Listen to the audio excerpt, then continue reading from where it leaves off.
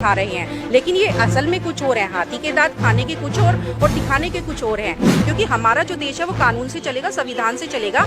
ये कोई मुस्लिम लॉ के आधार पर नहीं चलेगा। हम अगर कहीं भी हमें सरकारी जमीनों पर अतिक्रमण होगा मिलेगा तो हमारा बुलडोजर जरूर चलेगा। और अमानतुल्ला खान होते कौन है ये बताइए? जब एमसीडी का काम एमसीडी को नहीं करने देंगे क्या, या वो उनको हम लिस्ट बना कर देंगे, जब वो हमें बताएंगे तब हम उसको तुड़वाएंगे? तो ये एक ऐसी पार्टी है जो गुंडे, मवालियों, लफंगों की पार्टी है। होगा कि दिल्ली में कोई विकास का कार्य नहीं हुआ, चाहे जमुना जी हो, चाहे वो शिक्षा मंत्रालय हो, चाहे वो परिवहन हो। दिल्ली में अभी हाल ही में शाहीन बाग और मंगोलपुरी में बुलडोज़र चला। बुलडोज़र चलने के बाद से सियासी पारा जो है वो गर्मा गया है। राजनीतिक पार्टियां, भाजपा और आम आदमी पार्टी लगातार एक दूसरे पर हमलावर हो गई हैं। और अभी कुछ दिन पहले शाहीन बाग में जब बुलडोज़र चला तो आपके विधायक अमानतुल्ला खान ने जो है भाजपा पार्टी पर, अल्पसंख्यकों पर बुलडोज़र कार्रवाई इसको करार दिया था। और इन्हीं सब मुद्दों पर आज हम बात करेंगे। बीजेपी प्रदेश प्रवक्ता सारिका जैन से, सारिका जैन जी हैं हमारे साथ में। इनसे ही जानेंगे कि ये जो बुलडोज़र कार्रवाई लगातार देख सकते हैं कि अभी तो देश के अलग अलग हिस्सों में देखने को मिली, मध्य प्रदेश में भी चला, स्टार्टिंग उत्तर प्रदेश से हुई थी और अब बुलडोज़र जो है वो दिल्ली में आ गया है और दिल्ली में लगातार जो है बुलडोज़र चल रहा है। हालांकि बुलडोज़र की जो कार्रवाई है वो एमसीडी के द्वारा की जाती है, करवाई जा रही है, जो इंक्रोचमेंट है उसके खिलाफ। लेकिन अभी जो आम आदमी पार्टी है वो लगातार आरोप लगा रही है कि भाजपा के द्वारा इसको करवाया जा रहा है। इस बारे में आपका क्या कहना है? देखिए शोभित, हमारे देश में दो समाज बन गए हैं, दो वर्ग में बट गया है। एक वर्ग है लोक, उसको कहेंगे भीड़ तंत्र, और एक कहेंगे लोकतंत्र। जो हमारा भीड़ तंत्र है वो जैसे जिहाद का मुद्दा होता है, हिजाब का मुद्दा होता है, बुलडोज़र का मुद्दा होता है, या कहीं भी भीड़ इकट्ठी करनी होती है उसका मुद्दा होता है, तो वो वर्ग वहाँ काम आता है, वो भीड़ लेकर पहुँच जाता है। और एक वर्ग वो है जो कानून को भी मानता है, संविधान को भी मानता है और शांति प्रिय है। लेकिन आप देखो जो भीड़ तंत्र है उसकी तादाद हालांकि अल्पसंख्यक कम है, लेकिन जो हमारा दूसरा जो कानून मानता है, संविधान है, उसकी संख्या ज़्यादा है। फिर भी वो सदियों से चुप्पी लगाए हुए हैं। उनके मंदिर तोड़े गए, मस्जिद तोड़े गए, तब भी वो कुछ नहीं बोले। अकबर आए, हुमायूं आए, बाबर आए तो बहुत तोड़फोड़ की हमारे मंदिरों पर भी, तब भी कुछ नहीं बोले। लेकिन अगर हम भारत में रहते हैं, हम पाकिस्तान में तो रहते नहीं हैं, हम भारत में रहते हैं, ये मुद्दा कोई सांप्रदायिक मुद्दा नहीं है बुलडोज़र का। ये मुद्दा एक ऐसा मुद्दा है कि अगर सरकारी ज़मीनों पर अतिक्रमण हो रहा है तो उसको हटाया जाए, चाहे उसमें रोहिंग्या रह रहे हों, चाहे उसमें हिंदू रह रहे हों और चाहे उसमें मुस्लिम रह रहे हों।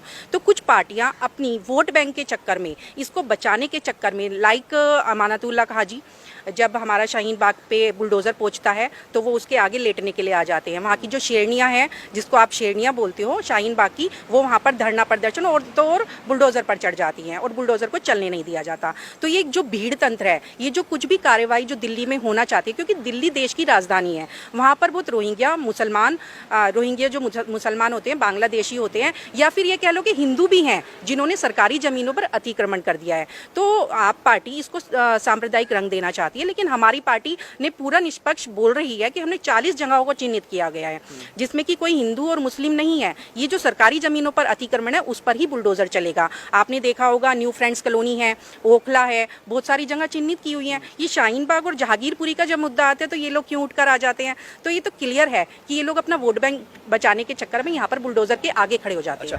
देखिए अमानतुल्ला खान को सोचना चाहिए कि जब बुलडोज़र जहांगीरपुरी में चला तो वहाँ पर गुप्ता जूस कॉर्नर भी था और वहाँ पर असलम की शॉप भी थी, तो दोनों पर बुलडोज़र चला। तो ये क्यों सांप्रदायिक रंग देना चाहते हैं जब हम बोल रहे हैं कि हम निष्पक्ष कर रहे हैं? और अमानतुल्ला खान होते कौन है ये बताइए? जब एमसीडी का काम एमसीडी को नहीं करने देंगे क्या, या वो उनको हम लिस्ट बना कर देंगे, जब वो हमें बताएंगे तब हम उसको तुड़वाएंगे? ये तो एमसीडी का काम है, वो लोग बीच में दखलंदाजी ना करें तो ज़्यादा अच्छा होगा। अच्छा, देखिए मैं बहुत साफ स्पष्ट शब्दों में कहूँगी, इनकी जो पार्षद थी गीता रावत, उनको रंगे हाथों पकड़ा गया। और सत्येंद्र जैन जी, एक वीडियो वायरल हुआ था वो टिकट ब्लैकिया के नाम से, कि जब इलेक्शन होने वाले थे तो टिकट बेचने के नाम से उन्होंने 1,01,35,00,000 रुपये उनसे लिए, और वो बंदा इतना परेशान था कि मेरे पैसे वापस दीजिए क्योंकि अभी इलेक्शन नहीं हो रहे हैं। तो ये जो इलेक्शन के लिए बोल रहे हैं कि जल्दी कराओ जल्दी कराओ, इनका यही रीज़न है क्योंकि ये बहुत सारे लोगों से पैसे खा चुके हैं, टिकट देने के नाम पर पैसे खा चुके हैं। जैसे कि पंजाब में भी आपने किस्सा सुना था पहले। तो ये एक ऐसी पार्टी है जो गुंडे, मवालियों, लफंगों की पार्टी है। तो ये पार्टी हमेशा से ही भ्रष्टाचारियों की पार्टी रही है और समय समय पर आपने देखा होगा कि दिल्ली में कोई विकास का कार्य नहीं हुआ, चाहे जमुना जी हो, चाहे वो शिक्षा मंत्रालय हो, चाहे वो परिवहन हो, चाहे वो पानी का मामला हो और चाहे वो बिजली का मामला हो। हर चीज़ में इन लोगों ने भ्रष्टाचार किया है और दिल्ली की जनता आज आवाज़ उठा रही है कि हमको आपका फ्री बिजली पानी नहीं दीजिए, हमें आपको माफ़ कीजिए और आप यहाँ से जाइए बोरिया बिस्तर उठा के। देखिए, ये वही पार्टी है जिन्होंने ऑटो वाले से 100-100 रुपये चंदा लिया था जब ये स्टार्टिंग इनका आंदोलन शुरू हुआ था। ये वही पार्टी है जिन्होंने मजदूर वर्ग को कोरोना काल में आनंद विहार पहुंचाया था। तो ये तो इस तरह की बात ना ही करे तो इनके मुंह से शोभा नहीं देती। और रही बात बीजेपी पार्टी की, तो जब ये कांग्रेस की सरकार गई थी तो 1,40,000 करोड़ की जो फिगर थी उसके ऑयल बॉन्ड हमारे ऊपर छोड़कर गई थी, जो कि हमें 2027 तक चुकाने हैं और वो हम आज भी चुका रहे हैं और विद इंटरेस्ट चुका रहे हैं। और जो एक्साइज ड्यूटी ये लोग केंद्र सरकारों को मिलती है तो राज्य सरकारों को भी उसका हिस्सा आता है। वैट तो आता ही है और राज्य सरकार से भी उसका हिस्सा आता है। मैं पूछना चाहती हूँ कि उस पैसे का हिसाब जनता मांग रही है। आपने अभी तक यहाँ पर सीएनजी के रेट क्यों नहीं कम किए? जब केंद्र सरकार कम कर देता है तो दिल्ली में क्यों नहीं कम हो रहे हैं? आपने पेट्रोल के रेट क्यों नहीं कम किए? ये सिर्फ आप एक दिखावा, एक मुखौटा है अरविंद केजरीवाल जी का जो लोगों को दिखा रहे हैं, लेकिन ये असल में कुछ और है। हाथी के दांत खाने के कुछ और दिखाने के कुछ और हैं। तो ये गरीबों के मसीहा नहीं है। आपने देखा केंद्र सरकार से कोरोना काल में भी 80 लाख से ज्यादा लोगों को राशन वितरित किया जा रहा है, लेकिन केजरीवाल ऐसी पॉलिसी अपनाते हैं, अपना थोबड़ा लगाकर,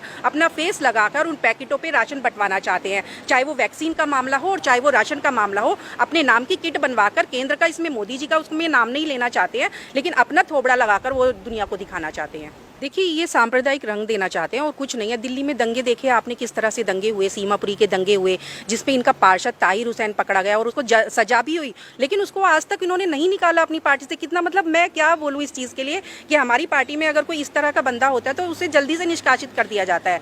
इनकी पार्टी में गीता रावत है जो खुलेआम रिश्वत लेती पकड़ी गई, उसको भी नहीं निकाला गया। इनकी पार्टी का कार्यकर्ता अंसार जिसने कि हिंदुओं पर पत्थर बरसाए जहांगीरपुरे में, आज तक उस पर कोई कार्रवाई नहीं की। इनकी पार्टी की निशा सिंह जो कि रात दिन उन्होंने कोर्ट ने भी उसके ऊपर 7 साल की सजा का सुनाया है, लेकिन उसको भी आज तक नहीं निकाला। तो ये चाहते हैं कि हमारी पार्टी में गुंडे मवाली आए, क्योंकि इनके बहुत से विधायक, लगभग 60 विधायक इनके हैं जिनके ऊपर की इस तरह का केस दर्ज हैं। तो ये गुंडे मवालियों की पार्टी है। ये चाहती है कि दंगे हो और दंगे होने की वजह से ये एक विशेष वोट बैंक को समर्थन देते हैं जिससे कि वो वोट बैंक इनके हत्थे चढ़े। लेकिन हम लोग ऐसी राजनीति नहीं करते। अगर बुलडोजर चल रहा है तो सब पे चल रहा है और हम लोग ना इसको मुसलमान रंग देना चाहते हैं ना हिंदू रंग देना चाहते हैं। हम चाहते हैं कि जो सरकारी जमीनों पर अतिक्रमण है वो हटे, क्योंकि हमारी राजधानी है, ये दिल्ली देश की राजधानी है। तो उस पर अगर ऐसा अतिक्रमण होगा तो शायद मैं सोचती हूँ कि अच्छा नहीं है, क्योंकि इसको हमें सुंदर बनाना है, स्वच्छ बनाना। बिल्कुल उन्होंने संबोधित सही किया है, क्योंकि जब भी वहाँ पर मीडिया जाना चाहता है या जब भी वहाँ पर इस तरह की घटनाएं होती है तो वहीं से स्टार्ट होती है। आपने देखा किसान वाला जो मुद्दा था वो वहीं से स्टार्ट हुआ था, क्योंकि वो एंट्री नहीं होना देना चाहते अंदर उसके, क्योंकि वहाँ पर बांग्लादेशी और रोहिंग्या बसे हुए हैं। वो एक सांप्रदायिक एक धर्म के लोग वहाँ पर बसे हुए हैं। आपने देखा पिछली बार अभी 1 हफ्ते पहले की ही घटना है कि वहाँ पे ड्रग्स माफिया पकड़े गए।